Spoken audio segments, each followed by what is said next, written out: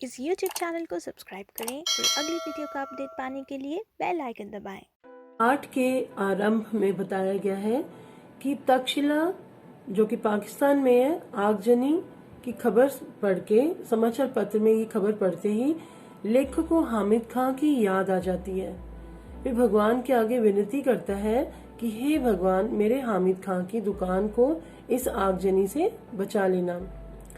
अब ये फ्लैशबैक में जाता है, पुरानी बात को याद करता है जो 2 साल पहले वे जब तक्षशिला गया था और वहाँ उसका समय किस प्रकार व्यतीत हुआ था, उसी का वर्णन ये आगे करते हुए कहता है कि अभी 2 साल की तो बात बीते हैं जब वे तक्षशिला गया था वहाँ पर पुरानी खंडर देखने के लिए। तो कड़कती धूप में भूख से और प्यास से बेहाल था, उसका बुरा हाल था। तो रेलवे स्टेशन से करीब 1.25 मील की दूरी पर बसे एक गांव की ओर निकल पड़ा। कहते हैं लेखक कि हंस रेखाओं के समान फैली गलियों से भरा तंग बाजार, जहाँ कहीं भी नजर गई वहाँ धुआं, मच्छर और गंदगी से भरी जगह ही दिखी। कहीं कहीं तो सड़े हुए चमड़े की बदबू ने स्वागत किया। लंबे कद के पठान अपनी सहज अलमस्त चाल से चलते नजर आ रहे थे। चारों तरफ चक्कर लगा लिया पर अभी तक कोई होटल नजर नहीं आया। तो लेखक के मन में विचार आया, इस गांव में होटल की जरूरत ही कहाँ होगी, क्योंकि वो इतनी गंदगी थी वहाँ, बिल्कुल हाथ की लकीरों की तरह तंग गलियां थी वहाँ पे, मतलब बड़ा कंजस्टेड जैसा एरिया था। अचानक एक दुकान नजर आई जहाँ चपातियां सेंकी जा रही थी। चपातियों की सौंधी महक से लेखक के पांव अपने आप ही उस दुकान की ओर मुड़ गए। तो अपने अनुभव से ही उसने जान लिया कि परदेश में मुस्कुराहट ही रक्षक और सहायक होती है। सो मुस्कुराते हुए उसने दुकान के अंदर प्रवेश किया तो क्या देखा कि दुकान में एक अधेड़ उम्र का पठान अंगीठी के पास सिर झुकाए चपातियां बना रहा था। लेखक ज्यों ही दुकान में प्रवेश करता है तो वे देखता क्या है कि वो जो पठान था वे अपनी हथेली पर रखे आटे को बेलना छोड़कर लेखक को घूर घूर को देखना शुरू हो जाता है और लेखक उसकी ओर बड़े मुस्कुरा कर देखता है। फिर भी जो पठान होता है उसके चेहरे के हाव भाव में कोई भी परिवर्तन नहीं आता। वे बेपरवाही से तीखी नजर से उसे निहारता रहता है। तो लेखक फिर भी धीमे से पूछता है कि खाने को कुछ मिलेगा। तो वे उसको बोलता है कि साइड पे जगह बता के कि यहाँ पर बैठ जाइए, चपाती और सालन मिलेगा। तो लेखक को एक बेंच की ओर इशारा करता है तो लेखक वहाँ पे बैठ जाता है। तो लेखक कहता है कि मैं जैसे ही बेंच पे बैठकर रुमाल से हवा कर रहा था तो मैंने दुकान के भीतर झांक कर देखा। दुकान की हालात का पूरा जायजा लेता है वो और बताता है कि किस तरह बेतरतीबी से लिपा हुआ आंगन था, धूल से सनी दीवारें थी, एक कोने में खाट पड़ी हुई थी, मतलब चारपाई पड़ी हुई थी जिस पर एक दड़ियल बुढ़ा गंदे तकिए पर कोहनी टेके हुए हुक्का पी रहा था। हुक्के की गुड़गुड़ाहट में उसने अपने आप को ही नहीं बल्कि पूरे जहान को भुला रखा था, मतलब वो पूरी तरह हुक्का पीने में खोया हुआ था। तो पठान उससे पूछता है लेखक से कि भाईजान आप कहाँ के रहने वाले हैं। तो लेखक बताता है कि मैं मालाबार का रहने वाला हूँ। तो वो बोलता है कि ये मालाबार जगह कहाँ है, क्या हिंदुस्तान में है। तो आप हिंदुस्तान से आए हैं, आप हिंदू हैं। तो लेखक कहता है कि हाँ, मैं ये भारत के दक्षिणी छोर पर मद्रास के आगे है और हाँ, मैं एक हिंदू परिवार से हूँ, मैंने हिंदू परिवार में जन्म लिया है। तो उसने एक फीकी मुस्कुराहट के साथ फिर से उसे पूछा, आप मुसलमानी होटल में खाना खाएंगे। तो लेखक जवाब देता है कि क्यों नहीं, क्योंकि हमारे यहाँ मालाबार में जब किसी को अच्छी चाय पीनी हो या बढ़िया पुलाव खाना हो तो हम लोग बेखटके मुसलमान होटल में जाया करते हैं। तो बड़ा हैरान होता है ये सब सुन के। तो वो कहता है कि मुझे तो विश्वास ही नहीं हो रहा कि आप इतने गर्व से ये बात बता रहे हैं। वो आगे बताता है उसको, लेखक को, कि हमारे यहाँ हिंदू मुसलमान में कोई फर्क, लेखक बताता है कि हमारे यहाँ हिंदू मुसलमान में कोई फर्क नहीं है, सब मिलजुल कर रहते हैं। भारत में मुसलमानों ने जिस पहली मस्जिद का निर्माण किया था वे हमारे ही राज्य के एक स्थान कोडुगंगलूर में है।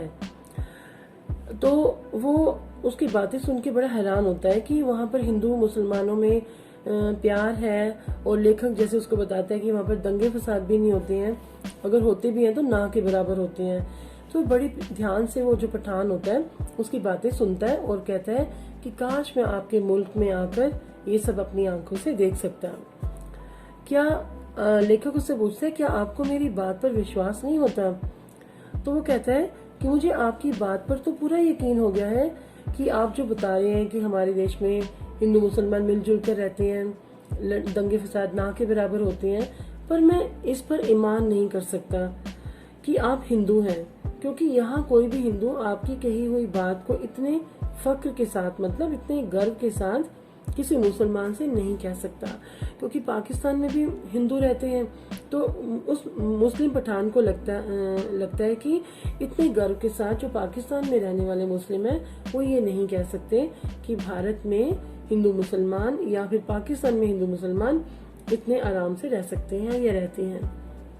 तो वो लेखक को बताता है कि उसकी नजर में, मतलब हिंदुओं की नजर में, जो पाकिस्तान में हिंदू है उनकी नजर में हम मुस्लिम जो हैं आतताइयों की औलादे हैं, मतलब हमें वो अत्याचार करने वाला ही समझते हैं। और ये भी बताता है कि हमें इस हालात में अपनी आन की रक्षा के लिए लड़ना पड़ता है। मतलब जैसे अगर कोई किसी को बोलेगा कि आप बुरे हो, हर समय यही कहा जाए आप बुरे हो, तो फिर अपने मान की, अपने सम्मान की रक्षा के लिए उसे लड़ना पड़ता है। तो कहता है हम भी अपने सम्मान के लिए लड़ते हैं, क्योंकि हमें अत्याचार करने वाला ही समझा जाता है।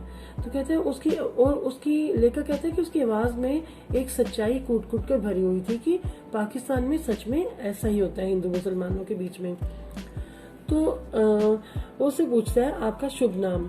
तो जब लेखक उससे उसका शुभ नाम पूछता है तो वो बताता है कि मेरा नाम हामिद खान है, और जो चारपाई पर बैठे हैं बूढ़े से वो मेरे अब्बा जान हैं, मतलब पिता हैं।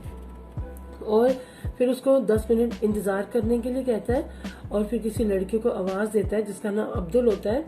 तो उसे बोलता है कि इसके एक चटाई बिछाए, और जो चटाई बिछाकर लाल मिर्च कूट रहा होता है या पीसा, कुछ भी बोल लो, तो उसका आवाज देता है और बोलता है अपनी भाषा में, पश्तो भाषा में उसे बोलता है कि एक पश्तो एक प्राचीन भाषा है, तो उस भाषा में उसे बोलता है कि दुकान के पीछे से कुछ लाने के लिए उसको बोलता है। तो वो फिर वहां पर चला जाता है और ये उससे फिर बातों में लग जाता है हामिद खान लेखक के साथ। तो उसको बताता है कि यहाँ पर भारत की तरह नहीं है, जैसे भारत का एनवायरनमेंट आप बता रहे हो वैसा एनवायरनमेंट यहाँ पर नहीं है। तो वो कहता है कि यहाँ पर तो जो लोग हैं आपस में एक दूसरे से लड़ते झगड़ते हैं, ये चीजें बताता है। और बताता है कि जालिमों की इस दुनिया में शैतान भी लुक छिप कर चलता है।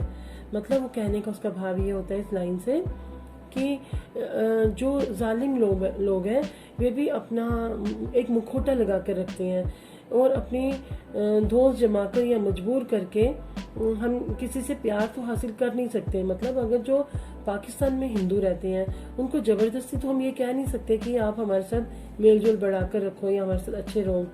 तो अगर वो हमारे साथ गलत करेंगे तो हमें भी बदले में उनके साथ गलत करना पड़ता है। तो आप लेखक को कहता है कि आप ईमान से मोहब्बत के नाते मेरे होटल में खाना खाने आए हैं, ऐसी ईमानदारी और मोहब्बत उनका असर मेरे दिल पर क्यों नहीं पड़ेगा।